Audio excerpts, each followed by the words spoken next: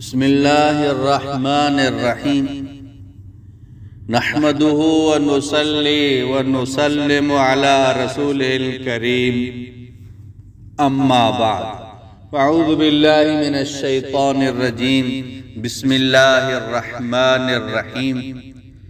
آج کا وظیفہ چہرے کے رونق کے لیے، چہرے کی خوبصورتی کے لیے، چہرے کی نورانیت کے لیے، چہرے کی کشش کے لیے بہت ہی یہ مجرب وظیفہ ہے۔ یہ تیر با ہدف ہے، سریع الاثر ہے۔ بڑے بڑے کریم استعمال کیے، بڑی بڑی دوائیاں استعمال کی ہیں، یہ عمل کر کے دیکھ لیں۔ جس کے چہرے کے اندر رونق نہیں ہے، کشش نہیں ہے، خوبصورتی نہیں ہے، سیاہی ہے، مائل بسیاہی ہے، کشش نہیں ہے، دانے ہیں، دبے ہیں، تو وہ یہ عمل کر کے دیکھے۔ چہرے کے اندر ایک ایسی نورانیت، کشش، خوبصورتی آئے گی، آدمی جتنا دیکھے تو دل بھرتا نہیں ہے کہ بار بار اس چہرے کی طرف دیکھے۔ ایک ایسا مجرب یہ وظیفہ ہے۔ وظیفہ بہت آسان ہے، ایک عدد ہے، وہ عدد پوری کر لے، ایک وقت ہے، اس وقت میں یہ پڑھ لے۔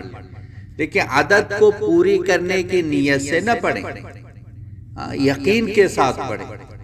پڑھتے ہی آپ کا جو دھیان ہے، تصور ہے، آپ کا تصور آپ کے چہرے کی جو نورانیت ہے، جو رونق ہے، وہ اپنے تصور میں لاتے ہوئے یہ وظیفہ پڑھ لیں اور دھیان کے ساتھ، یکسوئی کے ساتھ پڑھ لیں، تو انشاءاللہ تعالی آپ دیکھیں گے دن بدن آپ کا چہرہ کتنا خوبصورت ہو جائے۔